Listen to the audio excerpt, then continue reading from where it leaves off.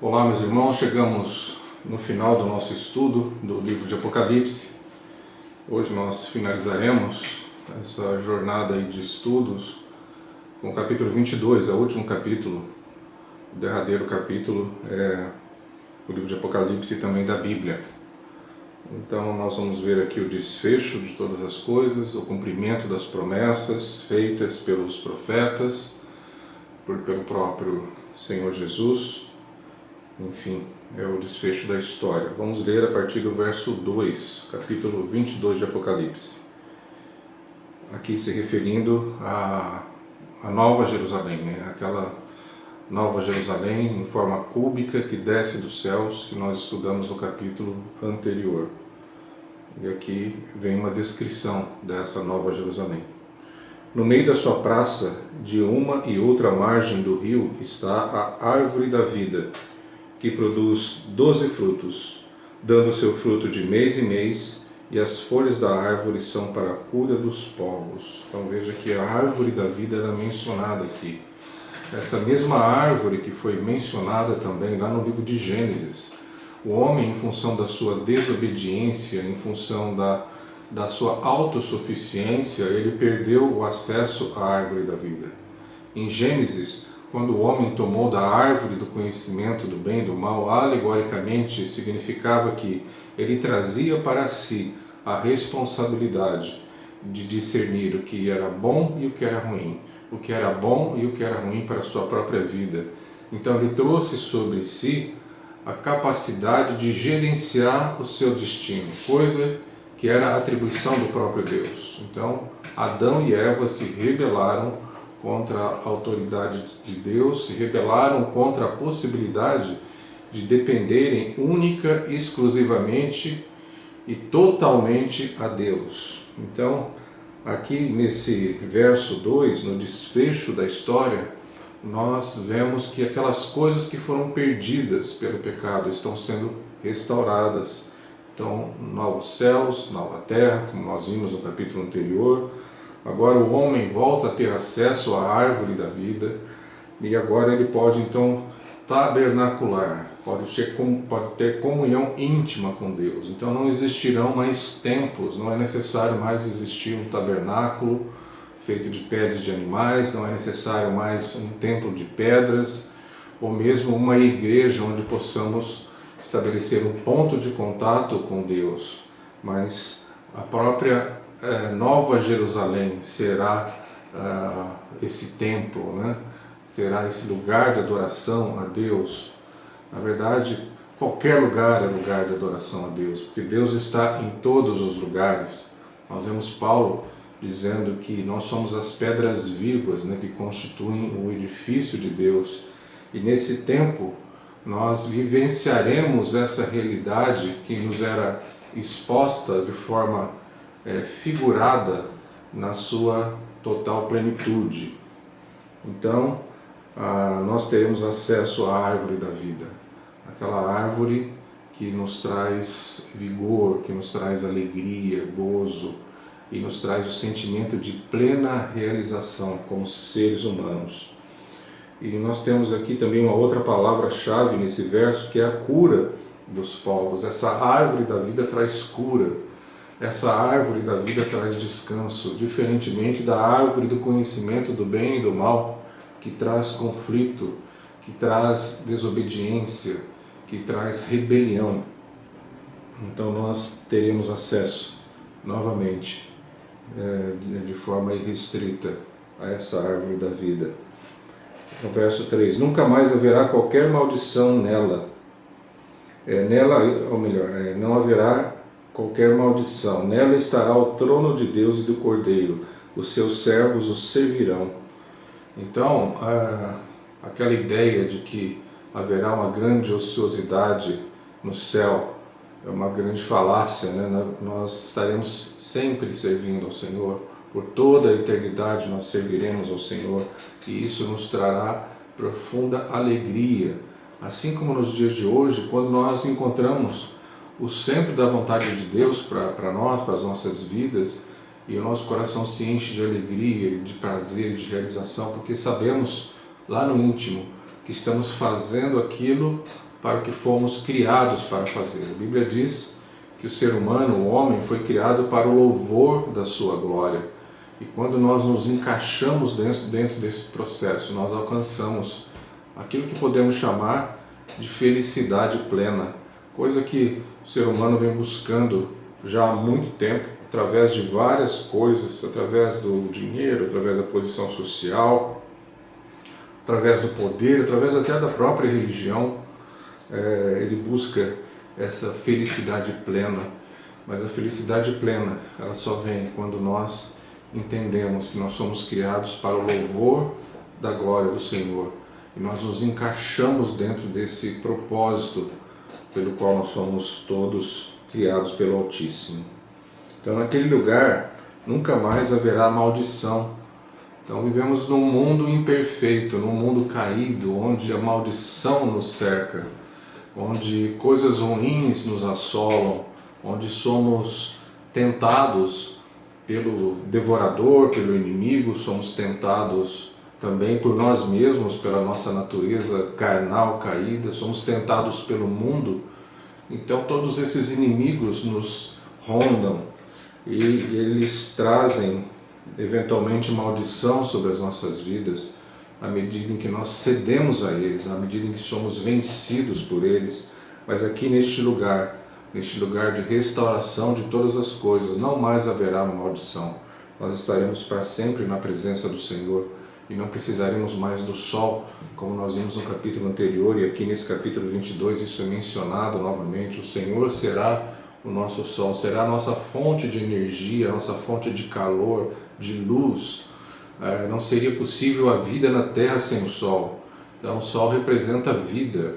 Então nós não precisaremos mais desse sol físico, porque Jesus será o nosso sol. Jesus será integralmente a nossa vida.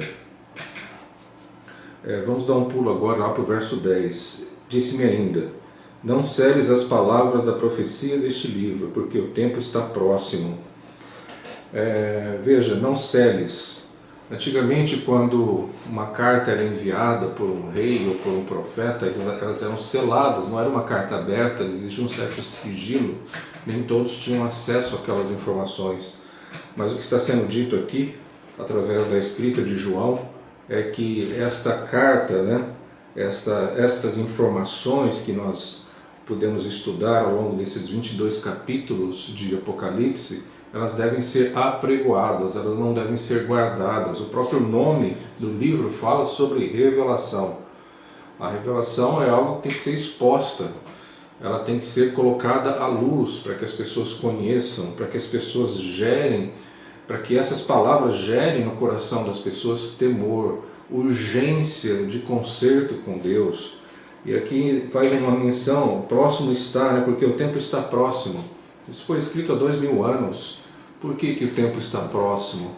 Na verdade, o tempo para Deus é efêmero. 1000 anos para Deus são como um dia como 1000 anos. Então, para Deus, o peso que o tempo traz sobre nós, sobre a nossa existência, não existe. E Deus tem o seu tempo. Desde que nós entramos na era da graça, nesse período em que os profetas disseram que o Espírito seria derramado sobre toda a carne, nós vivemos nesse tempo em que hoje nós podemos ter a salvação gratuita em Jesus, à medida em que nós reconhecemos o senhorio dele, à medida que nós reconhecemos os nossos pecados, nós reconhecemos o sacrifício que foi feito naquela cruz, reconhecemos que éramos nós que deveríamos pagar por isso, mas o pagamento não seria aceito por Deus, seria um pagamento imperfeito, muito aquém daquilo que deveria ser devido ao próprio Deus em função do pecado. Então, essa equação aparentemente sem solução é resolvida pelo próprio Deus, em que Ele envia o seu Filho, para morrer no nosso lugar. Então, o tempo já está correndo, o tempo do desfecho, o tempo em que todas as coisas que nós vimos aqui em Apocalipse e estudamos vão se cumprir. Alguns sinais já estão sendo estabelecidos, alguns sinais econômicos, alguns sinais sociais, alguns sinais, inclusive, no que se refere à formação do pano de fundo para o surgimento do anticristo, para o surgimento de um grande poder mundial que vá concatenar, que vá unir o poder religioso e também o poder político. Será possivelmente uma reedição daquilo que o Império Romano vivenciou no passado. Então, nós estamos nesse tempo de fim, no tempo do fim. Então, desde que entramos na época da graça, a volta de Jesus é iminente. Então, nossos irmãos ali da igreja primitiva viviam na iminência da volta de Jesus. Isso causava um sentimento de urgência, um sentimento de constante preparação para esse tempo, para a vinda do Senhor, a segunda vinda do Senhor Jesus, né? Verso 14: Bem-aventurados aqueles que lavam as suas vestiduras no sangue do Cordeiro, para que lhes assista o direito à árvore da vida e entrem na cidade pelas portas. Então, a única forma de ter acesso a todas as bênçãos relatadas aqui no livro de Apocalipse, a todas as bênçãos relatadas pelos profetas no passado, aos escritos de Paulo, no que se refere a tudo aquilo que nos aguarda, e que diz que não subiu o coração do homem aquilo que Deus tem preparado para aqueles que o amam. Então, o acesso a tudo isso só é possível pelo sangue de Jesus. Não são pelas nossas obras, não são nossas obras que nos levarão aos céus, ainda que elas sejam importantes, ainda que as obras sejam fruto da nossa fé, da nossa entrega ao Senhor, mas não são elas que nos levam à salvação. O que nos leva à salvação é o sangue do Cordeiro. É o fato do sangue do Cordeiro lavar as nossas vestes, nos justificar diante de Deus, franquear a nossa entrada na presença de Deus. Somente isso é que fará com que nós possamos no futuro desfrutar dos benefícios dessa nova Jerusalém, desse novo templo, desse novo céus e nova terra. Agora vejam quem fica de fora. Ficam de fora os cães, os feiticeiros, os impuros, os assassinos, os idólatras e todo aquele que ama e pratica a mentira. Então ficarão de fora aqueles que não se dobraram diante desta realidade que nos é exposta pela graça, gratuitamente. Não é necessário fazer nada para que alcancemos a salvação, a não ser crer. Então ficarão de fora aqueles que podem trazer qualquer tipo de contaminação. Ficar de fora significa ser condenado à total possibilidade de contato com Deus. Imagine isso, né? Por toda a eternidade. Essas pessoas terem a consciência de que não mais terão acesso à árvore da vida, não mais terão acesso às bênçãos de Deus, não mais terão acesso à graça, misericórdia, longanimidade do Altíssimo. Então essas pessoas ficarão de fora. Não por vontade de Deus, Deus não é sádico, o desejo de Deus é que todos se salvem, mas pelo endurecimento dos seus corações, pela incapacidade de se dobrar diante do Cordeiro, reconhecer a sua pecaminosidade e miséria. Então esses ficarão de fora. Que nós vimos no capítulo anterior, que não entrará nessa cidade nada que contamine. Será um lugar de perfeita paz, perfeita harmonia e santidade. Verso 17. O Espírito e a noiva dizem, vem. Aquele que ouve, diga, vem. Aquele que tem sede, venha, e quem quiser receba de graça a água da vida. Então vivemos um tempo em que essa água da vida, essa possibilidade de salvação é oferecida para a humanidade de forma totalmente gratuita. E aqui a própria noiva, né? a igreja de Deus, aquela que está sendo preparada, ataviada, santificada, clama pela vinda do Senhor Jesus. Então a verdadeira noiva de Cristo, não a noiva institucional, porque nós podemos dividir a igreja em duas realidades muito distintas. Existe a igreja que é institucionalizada, engessada, que muitas vezes fere as pessoas ao invés de curar, muitas vezes rejeita as pessoas ao invés de acolher. Ela não é inclusiva, ela é exclusiva, ela afasta em algumas situações. em função dos seus dogmas, das suas normas, que são inegociáveis, e o valor das pessoas é colocado no segundo plano. Essa igreja institucional não é essa noiva de que fala aqui o livro de Apocalipse, mas é a verdadeira noiva, a igreja de Cristo, que muitas vezes ela existe e subsiste ao lado dessa igreja que nós podemos chamar de igreja institucional. É dessa noiva que eu falo, a noiva onde os relacionamentos se estabelecem, onde o amor flui de uns em relação aos outros, onde o valor da vida está acima das normas, dos dogmas religiosos, onde o amor de Cristo, o amor que foi pregado e vivido por Cristo, pode ser vivenciado na prática, não apenas uma retórica bonita, um discurso maravilhoso sobre o que é amor, mas é a vivência do amor verdadeiro, um amor sacrificial. Verso 18. Eu a todo aquele que ouve as palavras da profecia deste livro testifico. Se alguém lhes fizer qualquer acréscimo, Deus lhe acrescentará os flagelos neste livro. Verso 19. E se alguém tirar qualquer coisa das palavras do livro desta profecia, Deus tirará a sua parte da árvore da vida, da cidade santa, das coisas que se acham escritas neste livro. Então, esse verso 18 e 19 é uma séria advertência, principalmente para aqueles que lidam com a palavra de Deus nos dias de hoje. Nada deve ser acrescentado, nada deve ser subtraído da palavra de Deus, ela deve ser exposta da forma como ela é, sem misturas, sem conhecimentos humanos, sem ser diluída com informações ou com conhecimentos que não procedam do próprio Deus, que não procedam de inspiração divina. Então, aqui nós precisamos olhar para a situação em que nós vivemos, que a igreja atual vive, recebendo tantas informações teológicas, tantas práticas, tantas experiências que muitas vezes não têm ressonância na própria palavra de Deus. Muitos movimentos cristãos que dão ênfase às experiências místicas, às experiências carismáticas, e se esquecem de submeter essas experiências pessoais ao crivo da palavra de Deus e criam heresias, doutrinas que arrastam milhões de pessoas atrás de si.